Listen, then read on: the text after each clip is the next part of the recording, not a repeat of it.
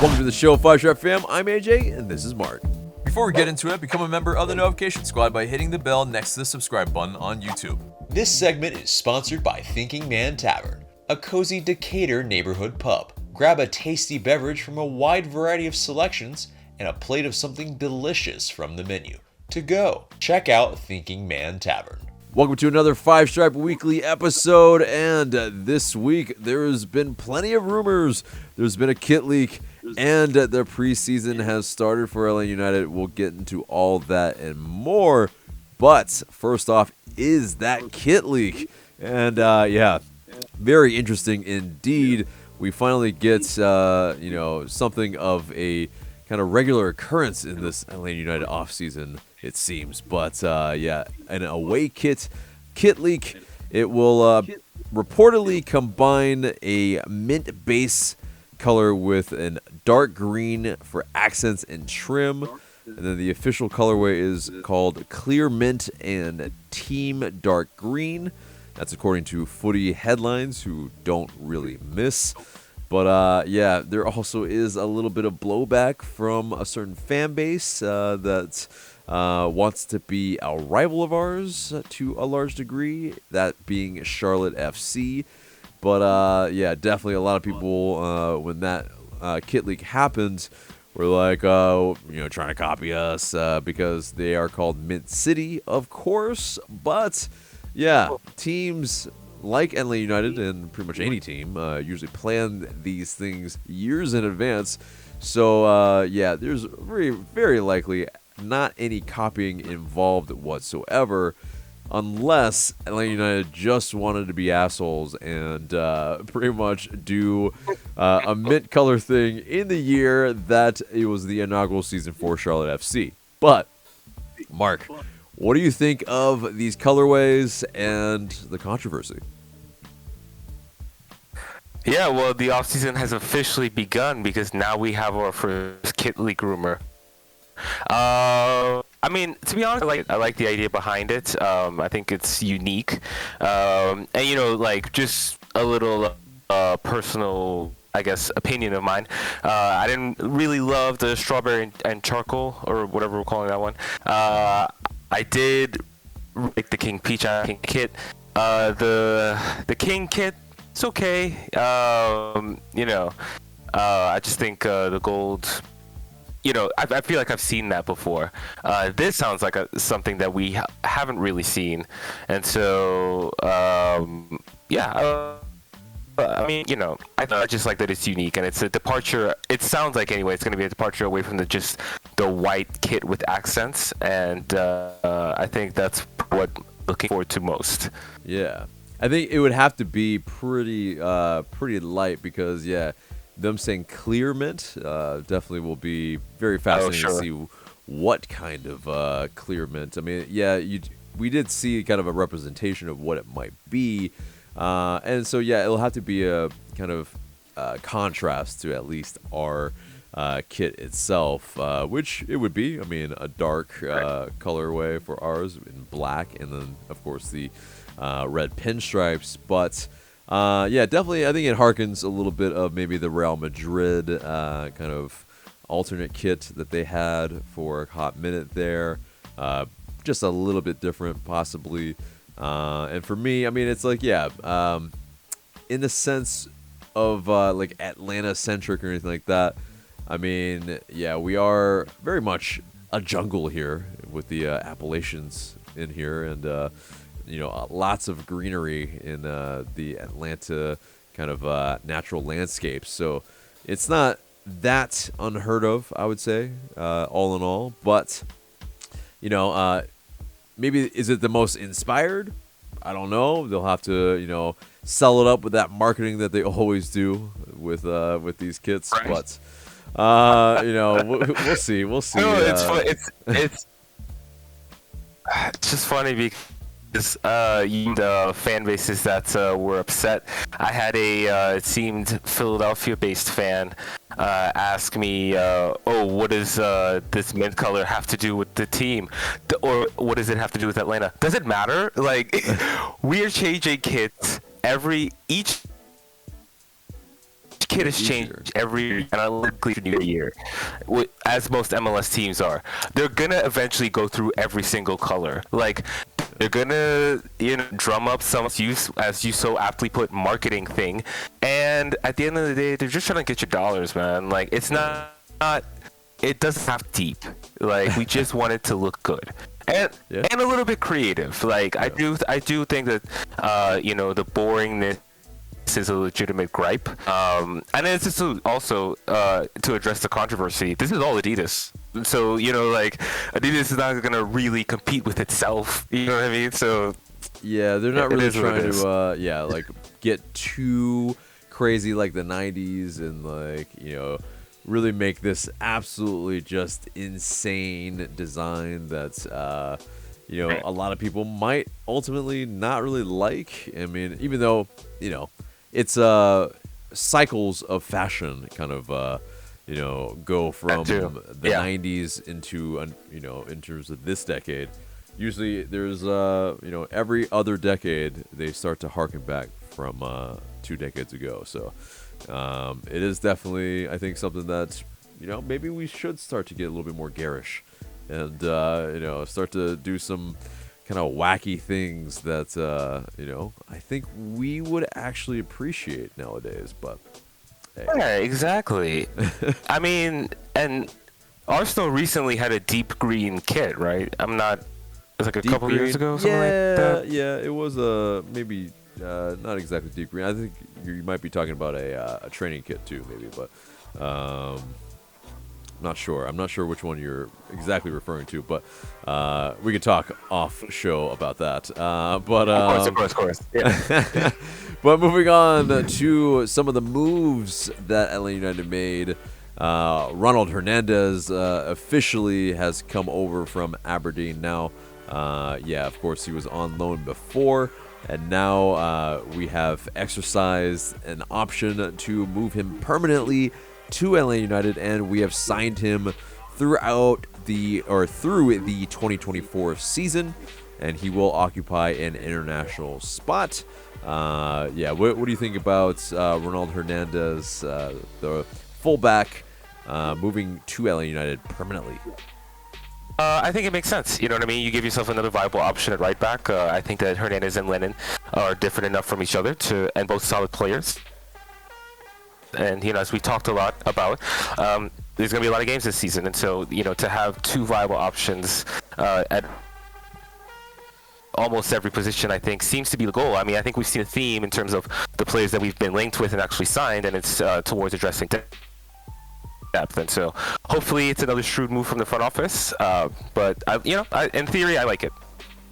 You just spoke like double time, this connection was crazy, but either way, I agree that Ronald Hernandez definitely provides a difference in what Brooks Lennon does bring as well. He's more of a kind of a playmaker, tries to play it short a little bit more, but can put in a ball across the pitch as well, but also being able to play a little bit of left back as well gives us some of that flexibility that we need in the squad, and that's especially if we do sell a George Bello or somebody like that, because there is Andrew Gutman. Whether he'll actually play a part or not, we shall see if Bello does stay.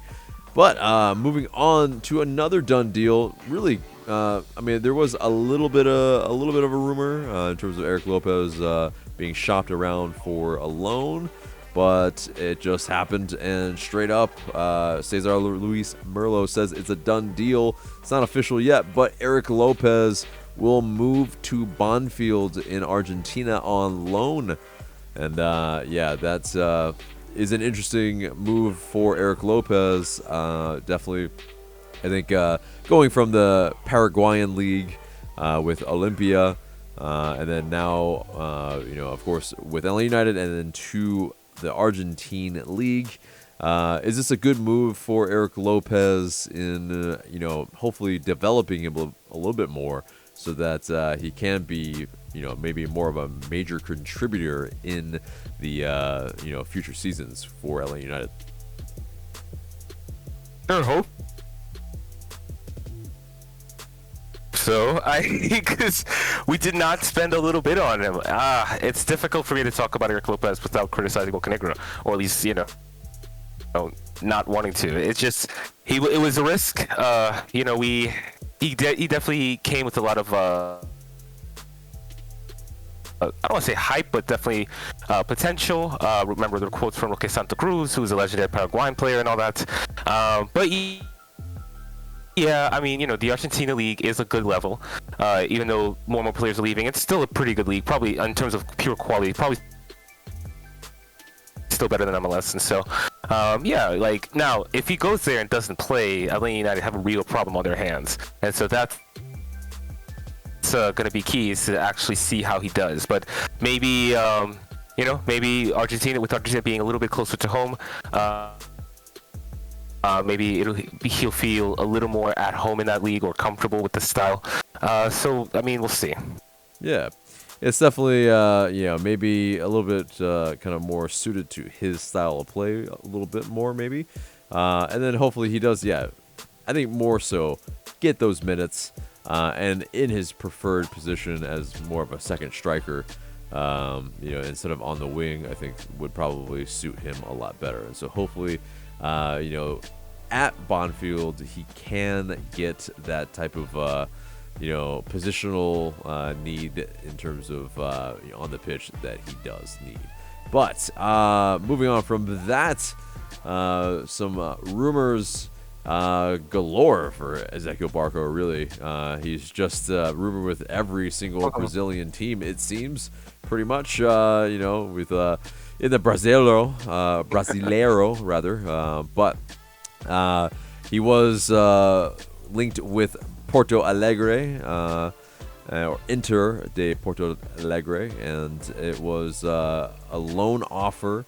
Now that was still being considered, but Ezequiel Barco, he wanted to wait until the end of the winter transfer window to see if a European team would come in for him as well. That's according to Cesar Luis Merlo.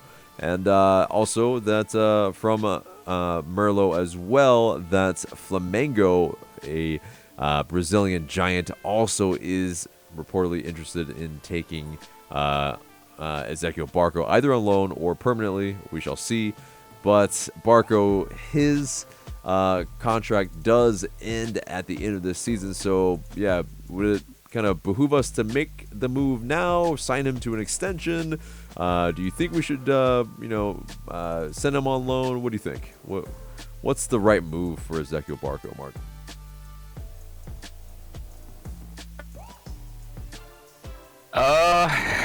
I mean, I think he's well within his rights to wait for a European move. I would be very surprised if a European team comes in for him. And if they did, they would probably literally bid like $1 or $2 million. I mean, I don't see how Barco has built up his value with his play in MLS. And I mean, we watch him the game. I'm not saying he's a bad player necessarily, but in terms of sort of making that leap, you kind of have to excel in MLS, and I don't think that Barco has done that enough. And so it definitely seems like a move to South America is the most realistic at this point. Maybe a season or two there, and he can try for Europe again. But yeah, I think that the rumors I think the rumors are telling the story in terms of where Barco's most likely to end up, assuming he doesn't stay in Atlanta. Mm-hmm. Yeah, no, it's definitely it's an investment that hasn't quite paid off to a large degree. Maybe the level in Brazil is maybe the right place for him, where he can maybe express himself a little bit more and unleash his creative side without having to always continually take the punishment that he does in MLS, and no doubt would probably in England per se. Now maybe a La Liga side might kind of look for him, as they are allowed to express themselves sometimes a little bit more so than some other leagues. But I think it's just one of those that I wouldn't say the ship has sailed quite yet, but Barco does have to, he does still have more to prove, and I think there are a lot of questions that are still, I think, justified.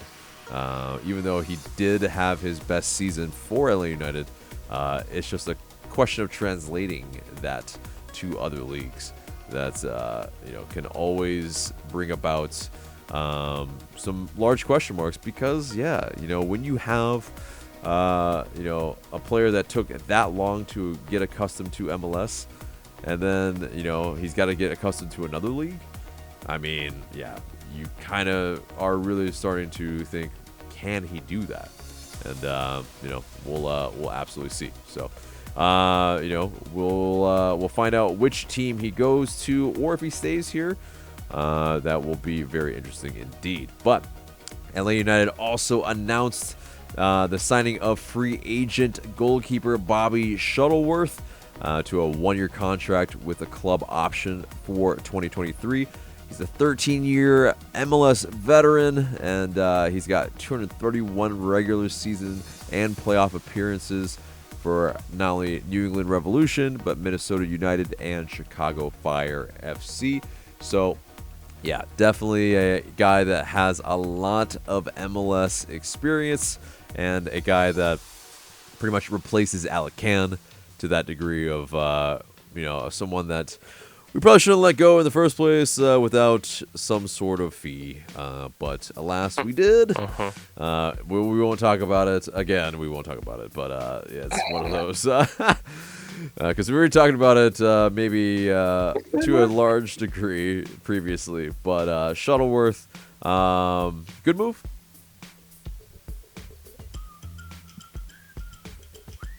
Yeah, I think a veteran in that position makes sense. And so, as long as he's cool with knowing that he won't play most games, yeah, sure. And then also it's this too. I mean, Guzan may be coming towards the end of his career, and I assume that LA United is in the process of grooming, their next goalkeeper. But there may be a gap that's where we need a starter for 1 or 2 seasons, and so, I don't see why it's not a good move. Yeah.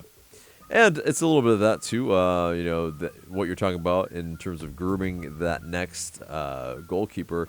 There is a little bit of, will it be the next player that I'm about to talk about, or Rocco Rios Novo, who, of course, came on loan from to us last season and played some crucial minutes for us at times for a few matches, but especially when we were in a crunch for sure. But it will remain to be seen if we bring Rios Novo back.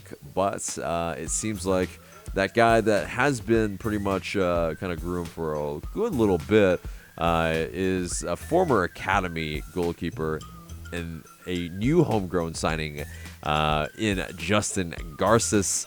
He was announced this past week. He's got options through the 2024 season, and he starred for UCLA after he left our academy for the last 4 seasons. And so definitely a guy that he's been kind of making some waves out there as a guy who not only looks like the part, but also has kind of played the part in a large degree in his stats. He's got 21 victories. He's got 7 clean sheets in his career, and he started a team-high 14 matches in his freshman season. So that definitely, shows that he was highly touted to that degree. But definitely a guy that when he left, a lot of people in the know for the academy was wondering, was this a good move to just let him go, but and not maybe just let him play for the twos? But he has returned, and I think that's a good thing to see.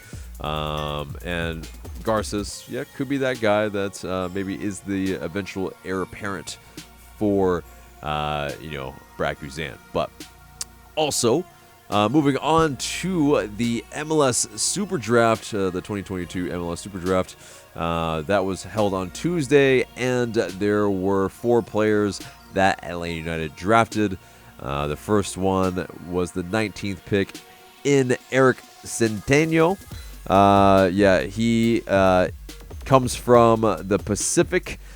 He is an attacker, and also there were 3 other attackers that LA United picked as well, which is, I think, fascinating. A really, really interesting strategy, I would say. But Tristan Traeger out of Air Force, he was the second round pick, and Daniel Bloyu, he was the 75th overall pick. And then also for rounding it all out, they selected Tola Shawunmi from the University of New Hampshire. So all attackers, very, very fascinating to pick just that. But what do you think about, not even picking a defender whatsoever, but just all attackers? There's a quote in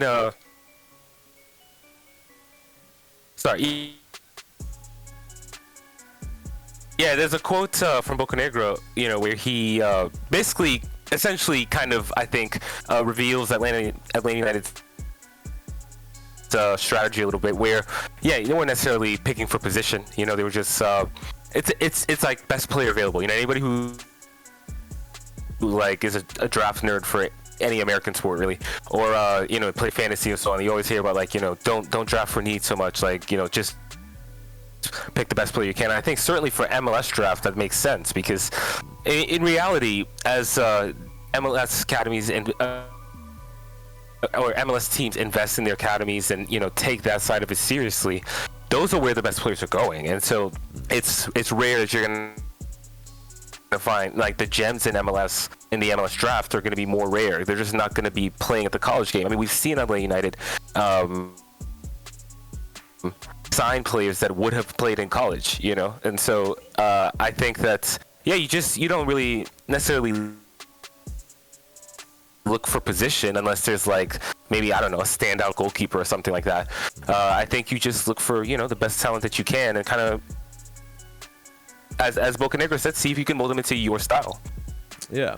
And I think, you're absolutely right there. And there's the level of where attackers, especially, if you're good on the ball, or, you can score, then you can kind of, find ways for them to, play further back a little bit. I think maybe a good example of this is Aiden McFadden, who seemed more of an attacking midfielder, but has played fullback for the Atlanta United 2s, and very interestingly, led the team in scoring with I think 8 goals. So it's definitely one of those where I think you can find ways to be able to kind of mold these guys into what you want. So exactly. It's a good thing, possibly, that, we have guys that we brought in that are good on the ball. But, and so in terms of that, the roster as it stands right now is, pretty interesting. Definitely, I think looking at it, you still have, and I'll bring this graphic up here, that's, someone graciously put on Reddit. But, you still have Jurgen Damm with his ginormous salary. You also have, I think a good bit of, depth throughout still. It's you got some veterans, you got some young guys, and then you guys got some guys in between in those ages. So it's a good dynamic of, different type of talent. And so, obviously, there will be some more moves. Will Ezequiel Barco stay? Will George Bello stay? Will Miles Robinson stay? I think this offseason still has some twists and turns in it.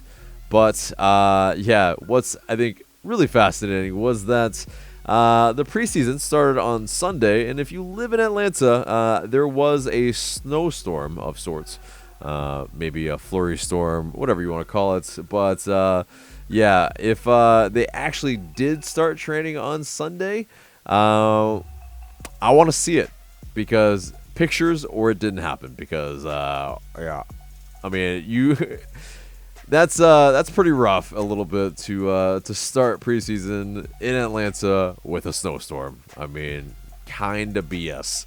Like, it doesn't ever snow here, really. Like, sans a couple days, like every 2 years, and all of a sudden, yeah, you have to these players who, like, many are in like very hot climate kind of countries, and then have to come in here and, like, all of a sudden, yeah, you train in that. I guess it's a good thing. You can kind of get them prepared for the early start this season that they might have to kind of weather those storms. Right. So it's kind of good. Maybe we'll see.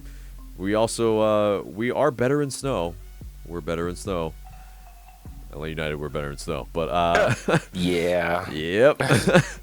As we know from that first the inaugural season in 2017, of course. But anyway, so that pretty much does it for the news and the entire show.